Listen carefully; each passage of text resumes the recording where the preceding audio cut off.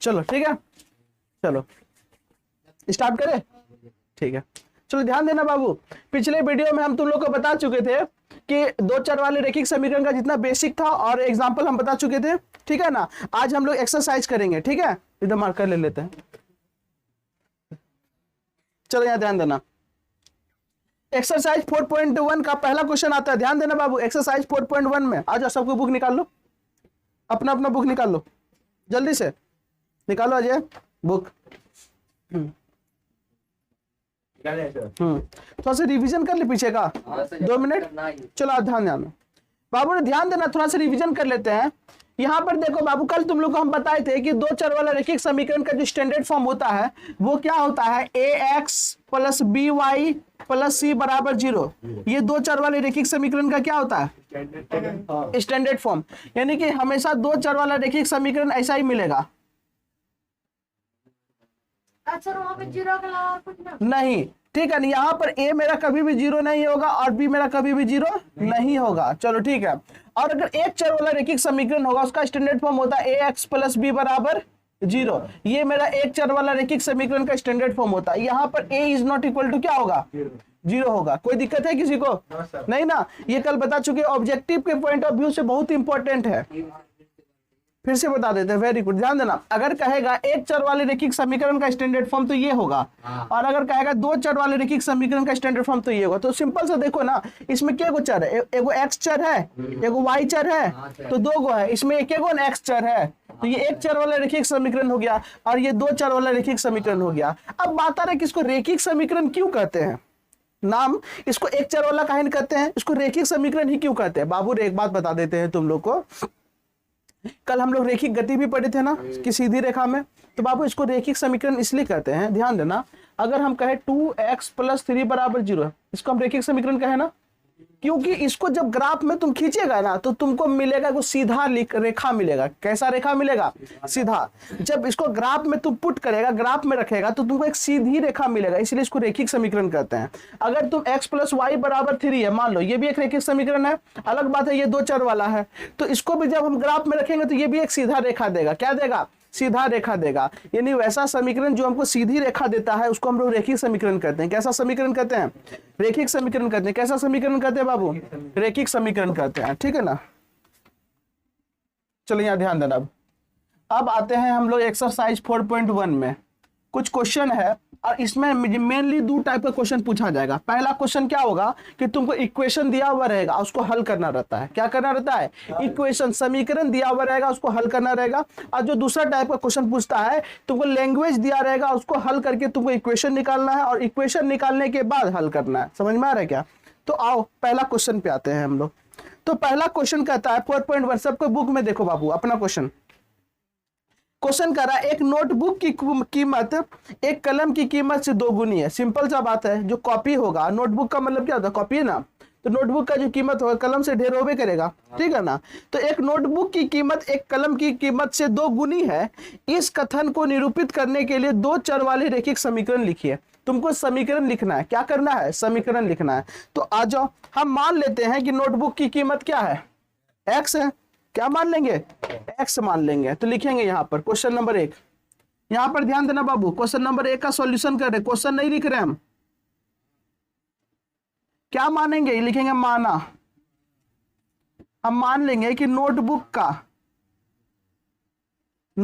का कीमत कितना है बाबू, x रुपया। कितना रुपया, x रुपया मान लेते हैं हम। क्या मान लिया बाबू, नोटबुक का कीमत कितना, x रुपया मान लिया है। अब एक कलम भी है ना, कलम का कीमत मान लेते हैं y। क्या, y। तो कलम का कीमत बराबर y रुपया। कितना रुपया बाबू, y रुपया। किसी को समस्या नहीं ना। तो अकॉर्डिंग टू क्वेश्चन, प्रश्न के अनुसार इसमें कह रहा है कि जो नोटबुक की कीमत है वो कलम की कीमत से 2 गुनी है। क्या है, 2 गुनी है। अब देखो बाबू, नोटबुक की कीमत x, कलम की कीमत y। यहीं पे ट्विस्ट है, ध्यान से सुनो। हम कहते हैं x बराबर y है। हम क्या कहते हैं, x बराबर y। x क्या है, नोटबुक की कीमत ना। और कलम की कीमत क्या है, y है। अब बताओ, हमको कह रहा है कि जो नोटबुक की कीमत वो कलम का 2 गुना है, कलम का क्या है, 2 गुना है। तो हम इधर 2 गुना करें कि इधर 2 गुना करें, x करब। देखो कितना बड़ा मूर्ख हो जाएगा अगर x की तरफ गुना करेगा। ध्यान देना बाबू, इधर ई देखो, ई नोटबुक है ना, ई कलम है, ई महंगा होगा कि ई महंगा होगा, नोटबुक महंगा होगा। तो बाबू ई महंगा है, कितना महंगा है, 2 गुना महंगा है ना, इससे 2 गुना है ना, इसीलिए इधर 2 गुना करेंगे। बात समझ में आ रहा है, तब ना बैलेंस होगा बाबू। नहीं समझ में आया तो ध्यान देना, इधर 8 है, इधर 4 है, हम कहेंगे जो 8 है, ये जो 8 है वो 4 का 2 गुना है। अब बराबर करने के लिए इधर न 2 करेंगे रे बाबू, बुर्बक होगा, ठीक है ना। छोटू का क्या डुबा रहा है, ठीक है ना। तो यहाँ पर हम लोग 2 गुना कर दिए, समझ में आया क्या, क्योंकि क्या रहा है जो नोटबुक है इसी का 2 गुना है, तो इधर 2 गुना कर दिए ना। चलो ठीक है, यहाँ पर अब मतलब स्टैंडर्ड फॉर्म में लिखेंगे कि नहीं, x का x 2y इधर आएगा तो क्या होगा -2y, और कुछ नहीं तो क्या यहाँ 0 बराबर 0। तो देखो ax plus B Y plus C के रूप का आ गया, यहाँ पे एक समीकरण मिल गया, तो सीधा लिखो ना इसको बराबर में 0। अतः द्विघाती कहां से मिल गया बापू, 2 चर वाला रैखिक समीकरण। तो अतः अभीष्ट समीकरण, अभीष्ट कितना निकला बाबू, x माइनस 2y बराबर 0। कोई दिक्कत किसी को, समस्या है, नहीं है ना। चलो आ जाओ, 2 नंबर क्लियर है, लेकिन क्लियर करा देते हैं, ठीक है ना। आ जाओ, ध्यान देना, क्वेश्चन नंबर 2 में आते हैं। क्वेश्चन नंबर 2 जो है उदाहरण में ही बता दिए थे, हाँ ये ना, आके ध्यान देना। आ जाओ क्वेश्चन नंबर 2 में। क्वेश्चन नंबर 2 का पहला नंबर क्वेश्चन कर रहा है बाबू, कॉपी देखो, किताब देखो जल्दी से। निम्नलिखित निम्नलिखित रैखिक समीकरणों को ax plus B Y plus C बराबर 0, ध्यान से सुनना, निम्नलिखित रैखिक समीकरणों को ax plus B Y plus C बराबर 0 के रूप में व्यक्त कीजिए और प्रत्येक स्थिति में a b और c का मान ज्ञात करना है। प्रत्येक स्थिति में क्या करना है, a b और c का मान ज्ञात करना है। कोई दिक्कत वाली बात नहीं ना। तो यहाँ पर ध्यान देना बाबू, पहला नंबर में जो दिया हुआ है वो क्या दिया हुआ है, 2x प्लस 3y बराबर 9.3y, 9.35 है, ऊपर में रेकरिंग है। क्या है इसको कहते हैं बाबू, रेकरिंग, ऊपर में क्या कहते हैं, रेकरिंग। सबसे पहला काम क्या करना है, इसको हमको किस में बदलना है, स्टैंडर्ड फॉर्म में। किस में, स्टैंडर्ड फॉर्म कैसा होता है, ax B Y plus C बराबर 0, इसी को व्यापक रूप कहते हैं। आजा इसमें बदलते हैं, इसको हम 2x लिखेंगे, इसको 3y लिखेंगे, ये इधर आएगा तो क्या होगा, -9.35 पे रेकरिंग, अब बराबर में 0। आगे स्टैंडर्ड फॉर्म, यहाँ ए बी सी का मान रखना है, तो लिया, हाँ a बराबर कितना है 2, सिर्फ 2, b कितना है 3 और c कितना है -9.35 रेकरिंग। हाँ समझ में आया क्या, a b और c निकल गया, यही निकालने दिया था ना। चलो आजा, आ जाते हैं क्वेश्चन नंबर 2 में। बिल्कुल सॉल्व हो गया, कंप्लीट है, लेकिन हम बता देते हैं, ठीक है ना, सब्र करो। यहाँ है x minus y by 5 minus 10 बराबर 0, यही क्वेश्चन है ना। आ जाओ, ये क्वेश्चन को देखेगा ना तुम लोग। चलो यहाँ ध्यान देना बाबू, एक गप नहीं करो, तुम लोग गप करता है।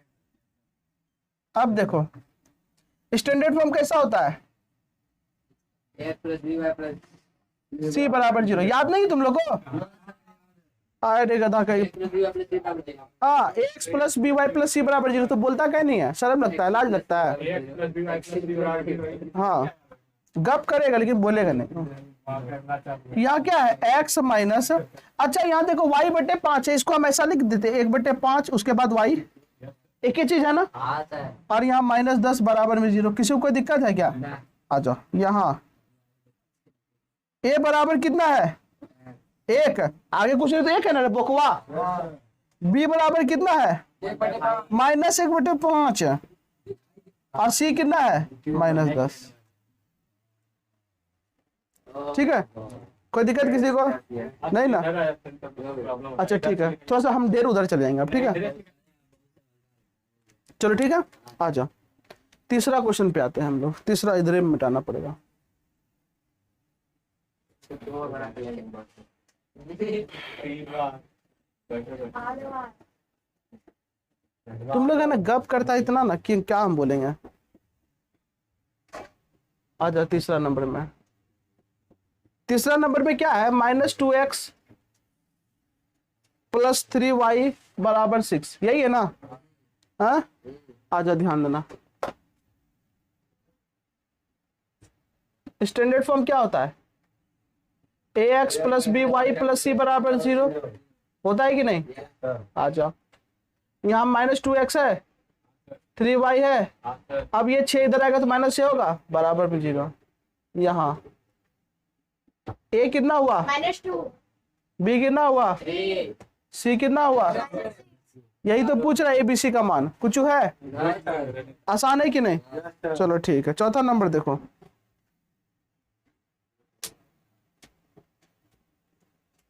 x बराबर क्या है, 3y है ना। x बराबर क्या है, 3y। ध्यान देना,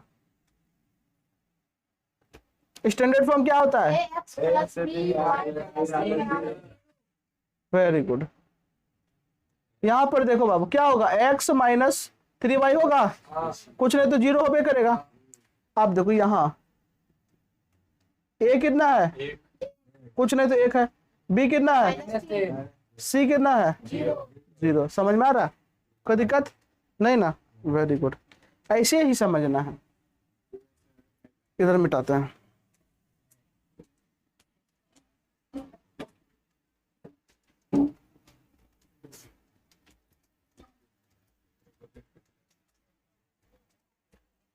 आ जाओ, क्वेश्चन नंबर 5। क्वेश्चन नंबर 5 कितना है बाबू, 2x बराबर -5y, यही है ना। कौन सीटी पे जा रहा है, सीटी तोड़ देंगे बाबू, बता रहे हैं। ax + by + c standard form है, ठीक है। आ जाओ, इसको रखो 2x, ये -5y इधर आएगा तो क्या होगा, अब बराबर में 0। तो देखो यहाँ a बराबर कितना हुआ 2, b बराबर c बराबर 0।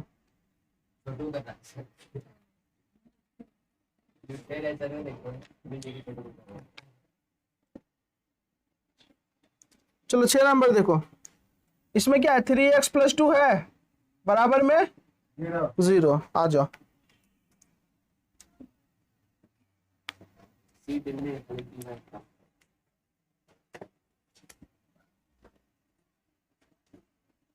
स्टैंडर्ड फॉर्म क्या होगा, ax + by + c = 0। बेसिक बताने पर देखो कितना आसान हो जाता क्वेश्चन। तब 3x हो गया, अच्छा 0 वाला टर्म नहीं है, 0 × y लिख देंगे, +2 = 0। अब यहाँ पर देखो बाबू a कितना होगा,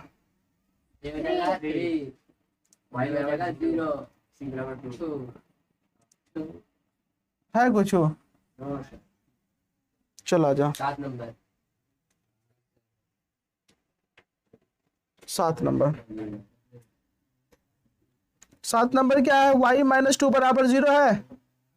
हाँ, standard form ax + by + c = 0, हाँ ये ना, वेरी गुड। अब देखो यहाँ x वाला टर्म है नहीं है, तो 0 × x होगा, यहाँ पर y है -2 = 0, तो यहाँ a कितना होगा, 0 b कितना होगा, कथा कहीं का y का आगे ना b होता है, 1 ना होगा, और c क्या होगा, -2 होगा, c कितना होगा, -2। ठीक है ना। सर पीछे दाल मार रहा है दयाल क्यों बदमाशी कर रहा है, हाँ? बदमाशी नहीं करो, समझा ना, आसान सब क्वेश्चन है इसीलिए बदमाशी कर रहा है ना।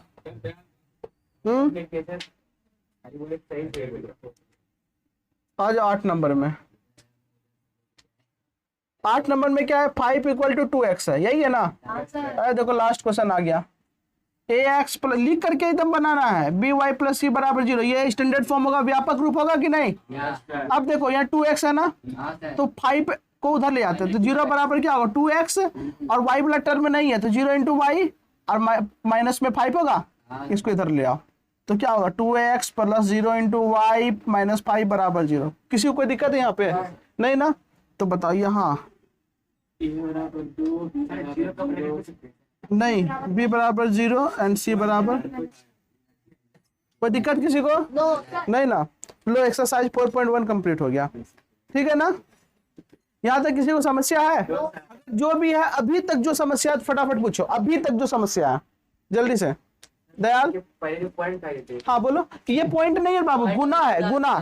समझ में आया क्या? गुना क्या चीज बोला? वही तो सर ऐसे देने लग रहा है गुने, मतलब पूर्ण पॉइंट दशमलव लगता है। नहीं पॉइंट उसको समझो ना, बुद्धि लगा थोड़ा सा। मास्टर ऐसे समझेगा। हाँ क्या चाहिए मास्टर ने समझेगा? गधा कहीं का। ये जो ये लोग को नालायक कहते हैं। 3.2 अब यहाँ पे पॉइंट लगेगा। समझ में आया क्या? अगर हम लिखना x 2 इंटू एक्स लिखना है तो यहाँ पे पॉइंट लगेगा। कौन ऐसा कहिया पढ़ा है दशमलव? ऐसा रे बैठा होता है। ऐसा दशमलव कहिया पढ़ा है?